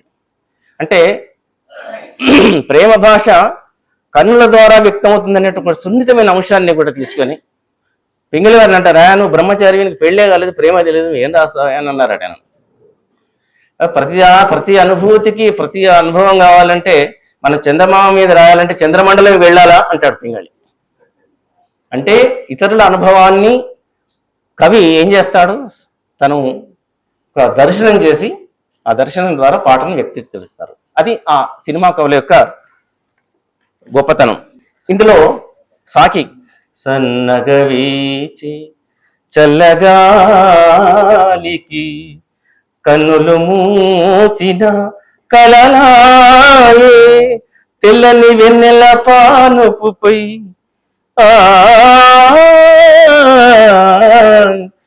కలలు వింతలు కనవాయే, కనులు తెరచిన నీవాయే, నే కనులు మూసిన నీవాయే, కనులు తెరచిన నీవాయే. కనులు తెరచిన నీవాయే, కనులు మూర్చిన నీవాయే ఏంటి అంటే 24/7 ఆ హీరో 24 గంటలు ఆమె హృదయంలో ఉన్నాడని చెప్పడం కోసం ఎంత అద్భుతంగా రాశాడండి. కళ్ళు మూసినా ఆయనే, కళ్ళు తెరిచినా ఆయనే, అంటే వ్యవధి లేదు. అంటే 24 గంటలు నా మనసులో ఉన్నవరా బాబు అని చెప్పడం కోసం అంత సున్నితంగా చెప్పాడు. అది ప్రేమ గీతం రాసే పద్ధతి. అంతేగాని ఆ అంటే అమలాపురం, ఆ అంటే ఆహాపురం, ఈ అంటే ఇచ్చాపురం, ఒకప్పుడు ఆ అంటే అమ్మ, ఆ అంటే ఆవు, ఈ అంటే ఇల్లు, ఈ అంటే ఈశ్వరుడు అనే పాటలు వచ్చాయి. ఇప్పుడు ఆ అంటే అమలాపురం, ఆ అంటే ఆహాపురం, ఈ అంటే ఇచ్చాపురం. ఈ పాటలన్నింటినీ విజయభేరులకు బద్దలు కొట్టడానికి మనం పింగళి పాటలను నెమరు వేసుకోవాలి. ఇది విమర్శ కాదు, వాస్తవం కదా, ఒప్పుకుంటారు కదా.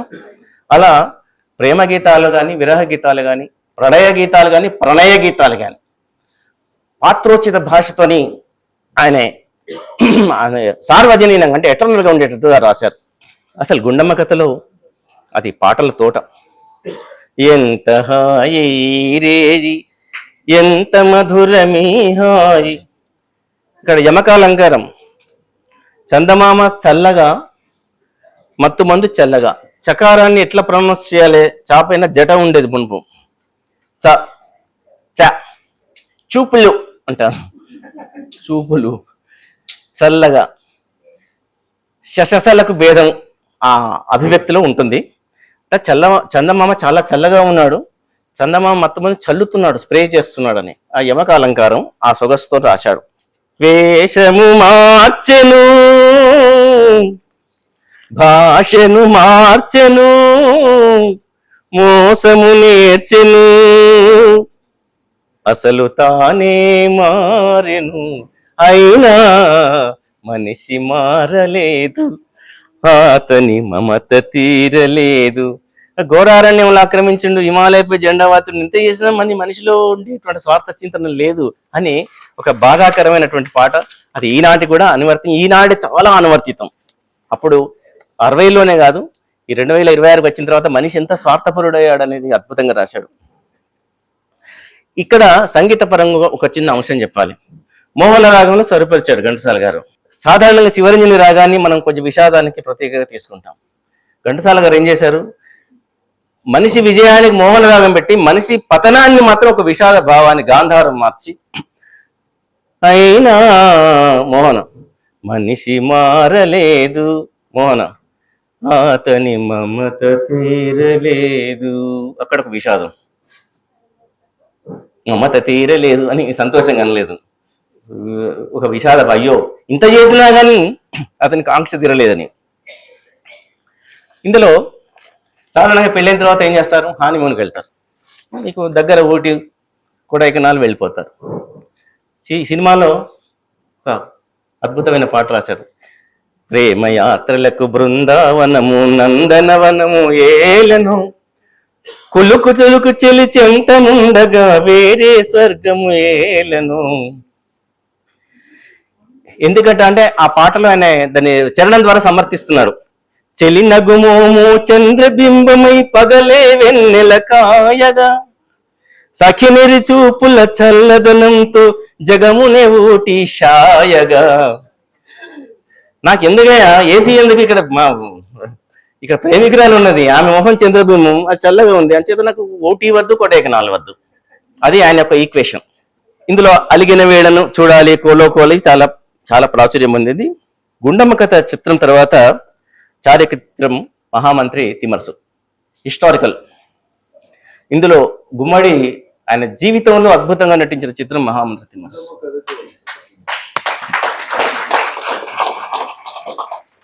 గుండమ్మ కథ చిత్రంలోని పాటలు మీ గుండెలకు తాకినందుకు, మీ గుండెల నుండి మాకు దండలు వేసినందుకు సంతోషం.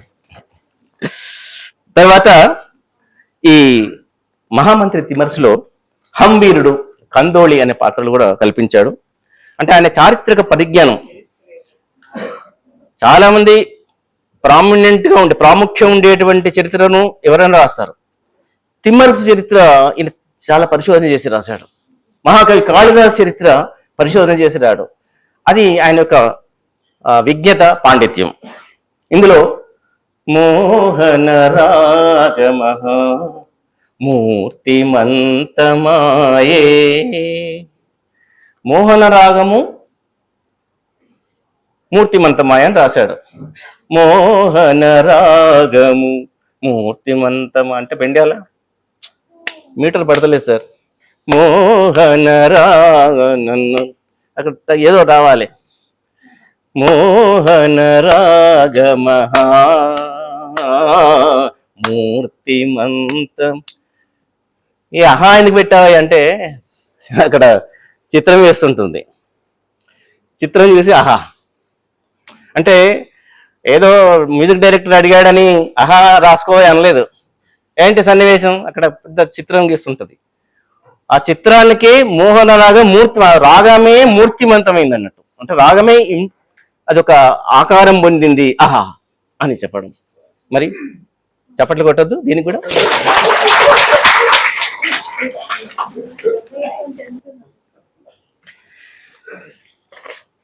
పింగళి రచనా ప్రస్థానంలో మాయాబజార్ స్థాయి కాకుండా అవే ప్రమాణాలతో నిర్మించిన చిత్రం, మల్టీ స్టారర్ చిత్రం శ్రీకృష్ణార్జున యుద్ధం. ఇందులో అర్జునుడి యతివేశానికి అజిభి దఫఫా స్వామి అని పెడతాడు. ఈ అజిభి దఫఫా స్వామి ఏంటి, అబ్రివేషన్, అర్జున ఫల్గుణ పార్థ కిరీటి కదా. అందుకు అజిభి అంటే బలరాముణ్ణి విభ్రాంతం చేయాలి. చేయడానికి ఎవరా స్వాములు అంటే ఆయన ఉగ్ర బలరాముడు ఎప్పుడు తీవ్రంగా ఉంటాడు కదా. స్వామి అంటే ఆయనకు చాలా ఇష్టం. బలరాముని యొక్క వీక్నెస్ ఏంటంటే స్వామి. కృష్ణుడు ఏం చేస్తాడని ఇతనికి యతివేషం వేస్తాడు. బాబా నాకు సుభద్రను కావాలంటే స్వామి వేషం వేసుకోరాలి. స్వామికి సుభద్రను సేవ పెడతాడు. ఈ స్వామి పేరు ఏంటి అంటాడు బలరాముడు. అజబే దఫబా స్వామి అంట. అదేంటి అంట. అది అతనికి అసిస్టెంట్ చిన్నముని. అందులో చిన్న ముని వాడు. యతి పెద్ద ముని కాబట్టి వాడు చిన్న ముని. వాడికి ఒక పాట, అంచెలంచెలు లేని మోక్షము చాలా కష్టమే భామిని. ఆమె సన్యాసి కదా, ఆ సన్యాసికి ఒక నాయిక వస్తుంది. వాడిని ఎట్లా రామహరి ఇందాక అప్పు చేసి పప్పుగుళ్ళో ఏ విధంగానైతే సంసారాన్ని సన్యాసంలోకి లాగాను, సన్యాసంలోకి ఎట్లా తీసుకుంటారో సన్యాసాన్ని సంసారాలకు. ఈ అంచెలంచెలు లేని మోక్షం చాలా కష్టం అని వాడు యోగాసనం వేస్తుంటే ఈ పక్కకు నిలబడుతుంటాయి. పక్కన నిలబడుతున్న చాలా డైవర్ట్ అవుతుంటాడు. కష్టమైనను ఇష్టమే నిన్ను కోరి వలచితి చిన్నముని అంటది. స్వామి ఏమైంది, అచ్చట చేర్చిన గాలి నీకు చక్కగా నిలువదే. కాన్సెంట్ ప్రాణాయామం చేస్తుంటే ఎదురుగా ఉంటుంది, అది గాలి ఎక్కడ నిలుస్తుంది. అలా హాస్య పాత్రలకు కూడా ఔచిత్యమైనటువంటి పాటలు రాశాడు. ఇందాక చెప్పినట్టు ప్రారంభంలో మనసు పరిమళించనే, మన పింగళి సినీ సాహితీ సౌరభం కాబట్టి ఆ పరిమళం అనే శబ్దంతో ఈ పాట. మనసు పరిమళించనే తనువు పరవశించనే, పద ప్రయోగాలతోనే పదాల పొందిక. నవ వసంత గానంతో నీవు నటన చేయగానే. అంత వసంత మాస సంరంభం ఉంటుంది ఇందులో. కొత్త పూల నెత్తావులు అంటే పాట మీరు వినండి. అందులో మొత్తం వసంత ఋతువుకు సంబంధించిన వర్ణన ఉంటుంది. నీకు నాకు స్వాగతమనగా కోయిలమ్మ కూయగా అంటే ఈనాటి పాటల్లో వసంతం లేదు, శిశిరం లేదు, అంత ఎండాకాలమే. కానీ ఆ ప్రబంధాలు, మన ప్రబంధ కాలంలో వసంత ఋతువుకి ఒక 10-15 దాదాపు 100 పద్యాలు పెట్టేవాళ్ళు ప్రబంధ కవులు. వసంత ఋతువు, వసంతునికో 10 పద్యాలు, కోకిలకో 10 పద్యాలు, మొత్తం. ఇప్పుడు మీరు ప్రాచీన ప్రబంధాలు చదువుతుంటే ఆ ప్రబంధ గంధాలను పింగళి గారు తీసుకొని ఈ పాటను అల్లారు. ఇందులో ఒక పాట ఉంది, స్వాముల సేవకు వేళాయే వైళమరారా చెలులారా. ఈ వైళం అంటే ఏంది? వైళం అంటే వేగం. ఇది ఎక్కడిది? అయ్యల రాజు నారాయణమచ్చుడు రాసిన హంసమించతి అనేటువంటి కావ్యం నుంచి తీసుకున్నాడు.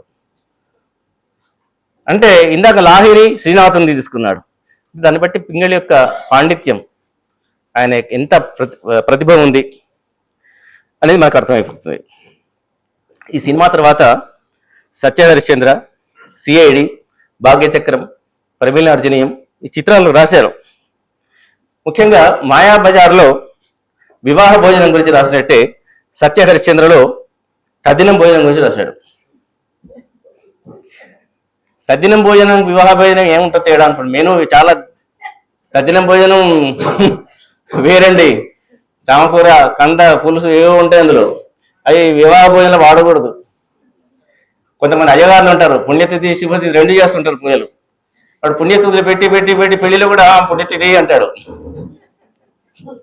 జ్ఞాపకం లేకుండా. అంచేత పింగళి తద్దినం భోజనం గురించి కూడా అద్భుతంగా రాశాడు. తద్దినం భోజనం అనే హాస్య నటులు చిత్రీకరించారు.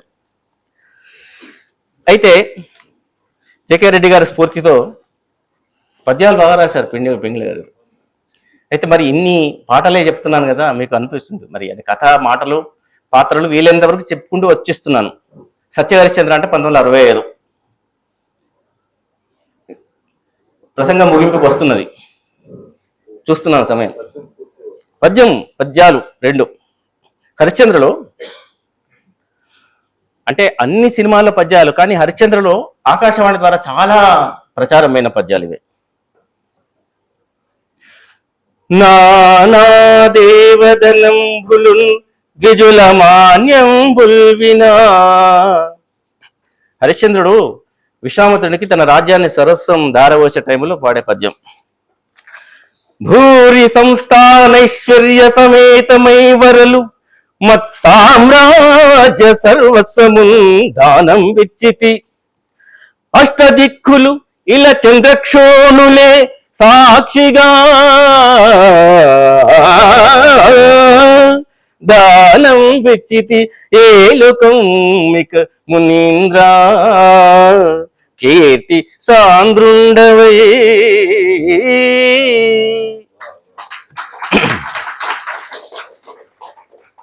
ఆ సీన్ అయిపోతుంది, రాజ్యం ఇస్తాడు, రాజ్యభ్రష్టు అయిపోతాడు, అడవుల పాలవుతాడు, శ్మశానంలోకి వస్తాడు, లాస్ట్ క్లైమాక్స్కి వస్తాడు సత్యహరిశ్చంద్రుడు. ఆయన అడవులకు వెళ్ళినప్పుడు సత్యంబు పాటింప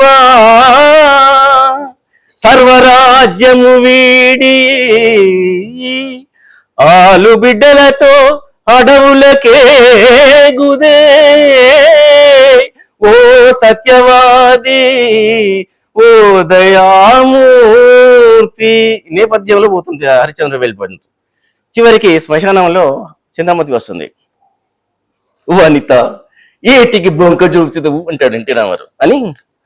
అతిగో బాలు ప్రభల్ చిమ్ముచున్ అంటే మంగళసూత్రం హరిశ్చంద్రుడికి మాత్రమే కనబడుతుంది. నా దగ్గర ఏం లేదు, డబ్బు లేదు, అంత్యక్రియలకు ఏం లేదు అంటే వనిత ఏటికి బొంక చూచదు అంటే పద్యమే వనిత ఏటికి బొంక చూచదు అని పద్యం. అందులో సగం విభజించి వాక్యంగా నిర్మించాడు. వనిత ఏటికి బొంక చూచదు అదిగో బాను ప్రభల్ చిమ్ముచునని ఉంటుంది. అది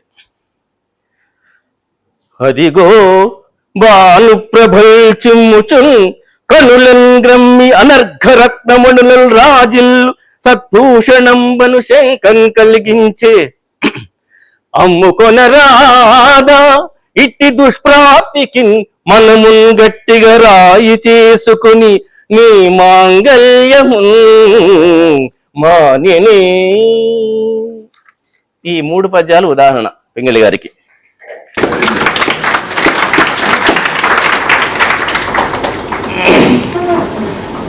పౌరాణిక జానపద సాంఘిక కథాంశాలతో చిత్రాలు నిర్మించిన విజయ వారు 65లో క్రైమ్ చిత్రం చేశారు సిఐడి. ఇందులో పింగళి వారు కేవలం పాటలు మాత్రమే రాశారు. ఒక పాట 1 మీటర్లో కంపోజ్ చేశాడనే. నిన్ను కలిసిన నిముషమున నిన్ను తెలిసిన క్షణమున కనుల పండువాయని మనసు నిండిపోయని. నాయక తొలిసారి ప్రియుడిని అతను చూసినప్పుడు ఆమెకుండే మనోభావనలు. నిన్ను కలిసిన నిమిషంలో కనుల పండుగ అయింది, ఎడబాటు కలుగుతుంది. అప్పుడు అదే మీటర్లో జగము చీకటాయని బ్రతుకు భారమాయని నిన్ను కలిసి ఇదే మీటర్లో రాశాడు. కనుల నీరు నిండెనే మనసు మోడు వారెనే. అక్కడ మనసు ఎట్లయింది, ఇక్కడ మనసు విడిపోయిన తర్వాత అక్కడ ఆశాలత మొగ్గలేసి పూలు విరగబూసెనే. మొదటిసారి ఎడబాటైనప్పుడు ఆశాలత మొగ్గలోనే నేల రాలిపోయేనే. ఇలా వైవిధ్యంతో నాయక మనస్తత్వాన్ని, నాయకకు మొదటిసారి ఏం వాడిన పదాలు అదే పదాలతోని విషాదాన్ని ప్రతిబింబజేశాడు. శ్రీకాకుళ ఆంధ్ర మహావిష్ణు కథ అని కూడా చిత్రం వచ్చింది. ఇది కూడా ఆయన శోధించి చేశాడు. ఆంధ్ర మహావిష్ణువు శ్రీకాకుళం ఎవరికి తెలుసు చేశాడు. ఇందులో ఓహిరి సాహిరి పద ప్రయోగాలు చేశారు. ఇందులో పాటలకు చాలా ప్రత్యేకత ఉంది. ఈ సినిమా మర్చిపోతాం కానీ సినిమా పాట మర్చిపోమండి. మనం 3 గంటల సినిమా చూస్తాం, 2 రోజులు 3 రోజులు 4 రోజులు ఉంటుంది, తర్వాత మర్చిపోతాం. కానీ ఆ పాట బాగుందంటాం. అందుకు ఉదాహరణ వలజీ రాగంలో బాలమురళి కృష్ణ గారు జానకి గారితో పాడించారు. వసంత గాలికి వలపులు రేగ వరించు బాలిక మయూరికగా తనువు మనసు ఊగి తూగి ఒక మైకం కలిగేను ఈ మహిమరీదేనులే ప్రేమ తీరు ఇంతేనులే. ఇది బాలమురళి కృష్ణ అంటే నగుంబోము గనలేని ఇట్లా అనుకుంటాం కదా. వసంత గాలికి వలపులు రేగా ఇంత లలితంగా పాడండి. రవంత సోకిన అంటే రవంత సోకినట్టే పాడాడు. రవంత సోకిన అని త్యాగరాజంలో వాళ్ళు రవంత సోకిన చల్లని గాలి అంటే చల్లని గాలి లాగా పాడాలి. పెద్ద గొడ్డలతో కొట్టినాడు చల్లని గాలి అని పాడ. రవంత సో తను మనసు ఈ మహిమరీదేరులే. ఇదంతా నాది కాదు, నీది. ఇలా పాటలు రాశారు. చివరికి శ్రీకృష్ణ సత్యలో అల్లుక మానవే చిలుక, అది 1971లో విడుదలైంది. తర్వాత నీతి నిజాయితీ అనేది చివరి చిత్రం అనేది. ఘంటసాల బాలసుబ్రహ్మణ్యం 3 యుగళ గీతాలు కలిసి పాడారు. ప్రతి రాత్రి వసంత రాత్రి, ఎన్నాళ్ళలో వేచిన ఉదయం, చివరికి నీతి నిజాయితీలో పింగళి వారిది 3వ గీతం భలే ఖుషీలే భలే మజాలే. పింగళి వారి పాటల పల్లవులు ఎంత గొప్ప అంటే అనంతర కాలంలో జంధ్యాల వంటి మహానుభావులు హై హై నాయక, వివాహ భోజనంబు, సాహసం చేయాల డింబక, చూపులు కలిసిన శుభవేళ, లాహిరి లాహిరి లాహిరిలో, ఆడవారి మాటలకు అర్థాలు వేరుడే, నరుడా ఏమి నీ కోరిక, ఇవన్నీ పాటలు, ఇవన్నీ సినిమాలు పింగళి వారిగే. పింగళి సినిమాకు కొత్త మాటలు చెప్పారు, కొత్త అభివ్యక్తులతో స్వరస్మరణీయమైన పాటలు రాసి 1971 మే 6వ తేదీ దివంగతులయ్యారు. ఈ ప్రసంగంలో జగదేక వీరుని కథ పాటల ప్రసంగం గురించి చెప్తూ ఒకటి నేను రిజర్వ్ చేసి పెట్టాను. ఆ సినిమాలో పింగళి గారు ఒక పాట రాశారు. ఆ పాట పెండ్యాలకు, ఘంటసాల గారికి, పింగళి గారికి చాలా పేరు తెచ్చింది. అంతేకాదు ఈ 90 సంవత్సరాల సినిమా చరిత్రలో ఆ పాట ఒక స్వరమేరు శిఖరం. ఆ పాట పాడితేనే గాయకుడు, ఆ పాట పాడితేనే గాయని, ఆ పాట అందరికీ ఆడిషన్ టెస్ట్ కదా, ఆ పాట పాడితేనే అందరికీ ఆడిషన్. ఆ పాట పల్లవి, ఎందుకంటే నాకు ఆర్కెస్ట్రా ఉంటేనే ఆ పాడతాను. ఘంటసాల గారు కూడా బాలుగారు చెప్పేవారు, బాలుగారితో చాలా ప్రోగ్రామ్ చేస్తే నాకు తెలిసి ఘంటసాల మాస్టర్ గారు ఎన్నడూ శివశంకరి పాట పాడలేదు అన్నాడు బాలసుబ్రహ్మణ్యం ఒకసారి. We should not attempt all such type of songs. నాకు తెలిసి ఘంటసాల మాస్టర్ ఎన్నడూ చేయలేదు, మీరు అలా చేయకండి ఇలా ఆయన చెప్పుకునేవాడు. కానీ పాడుతా తీయగా ఇలాంటి కార్యక్రమాల్లో మాత్రం ఆ పాట ఫైనల్గా వెళ్ళినప్పుడు ఆ పాట పాడి, అది 2వ శృతిలో పంచమం దాకా వెళ్ళే పాట. ఆ పాట ఇక్కడ సందర్భం వచ్చింది, ఎందుకంటే పింగళి గారు రాసిన పాటే, ఘంటసాల గారు పాడిన పాటే. సమయం 7:59. ఈనాటి ప్రసారం ఇంకొక 5 నిమిషాల్లో సమాప్తం చేయబోతున్నాం. దానికి మీకు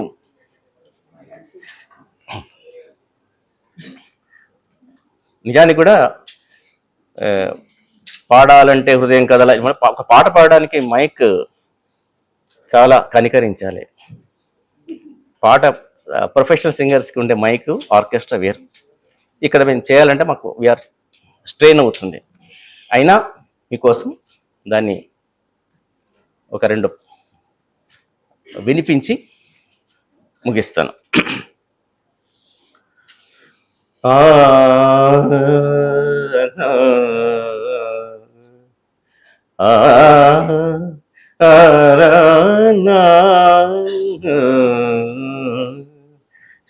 శివశంకరి శివశంకరి శివానందలహరి శివశంకరి శివానందలహరి శివశంకరి శివానందలహరి శివశంకరి శివశంకరి శివానందలహరి శివానందలహరి శివశంకరి శివశంకరి శివానందలహరి శివశంకరి చంద్రకళాధరి ఈశ్వరి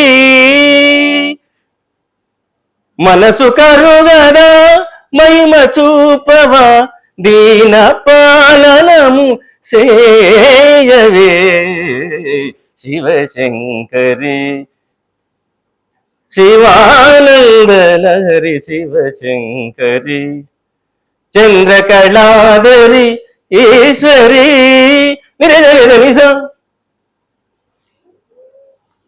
ఇప్పుడు ఇక తర్వాత స్వరాలు ఉంటాయి, దానికి మంచి ఆర్కెస్ట్రా ఉండాలి.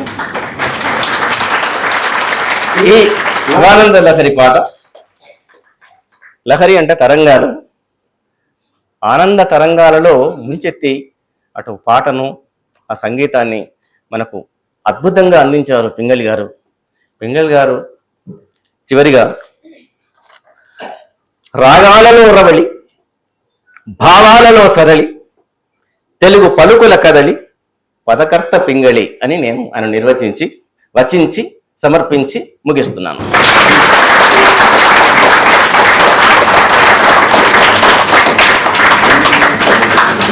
సో మీరు ఇచ్చిన సమయంలో నా గడియారం ప్రకారంగా కరెక్ట్గా 59 నిమిషాల 58 సెకండ్లు తీసుకున్నాను.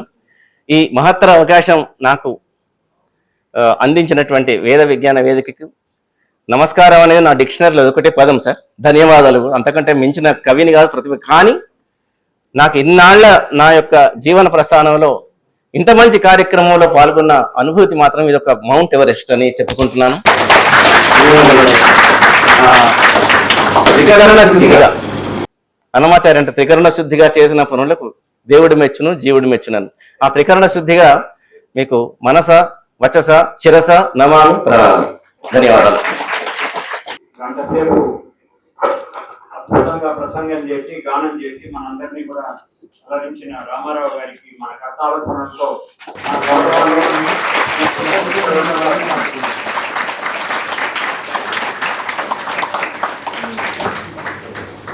ఇటువంటి విస్తృతమైన విషయానికి అంత సమయం సరిపోదు, అని తప్పదు. మనం కొన్ని నియమాలు ఏర్పరచుకున్న తర్వాత మన నియమాలను మనమే ఉల్లంఘించలేం కదా, అదనమాట విషయం.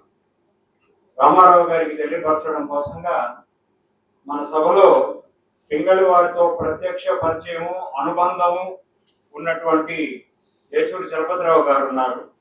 యేచూరి గారు ఒకసారి లేచి నిలబడి అందరూ చూస్తారు. ఆయనకి ఇప్పుడు 86 సంవత్సరాల వయసు.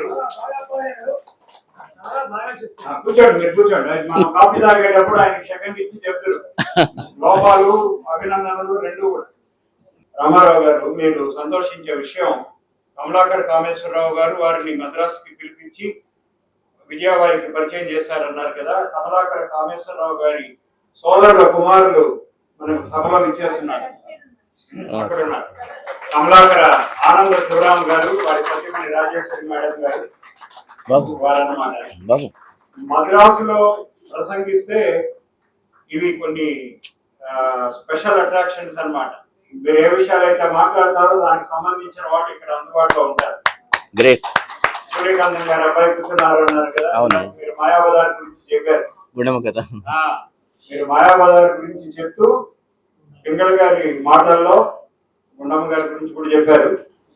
సూర్యకాంతం గారి డైలాగ్ కూడా ఒకటి రెండు చెప్తారేమో చూసామన్నమాట. అంటే వారు ఎదురుకుండా ఉన్నారు కనుక. మామూలుగా సావిత్రి గారి అమ్మాయి ఇలా అందరూ వస్తుంటారు మన సభలకు. చాలా సంతోషం. ఈరోజు సభ నిండుగా శోభాయమానంగా ఉంది.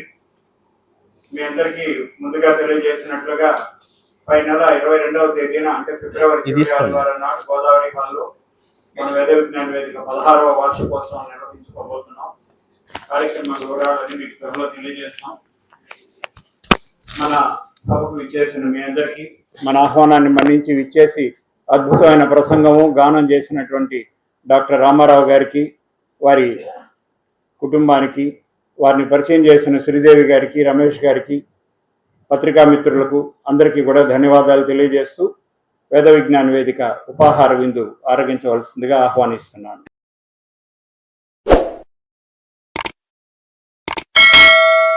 దయచేసి లైక్ చేయండి, షేర్ చేయండి మరియు సబ్స్క్రైబ్ చేయండి.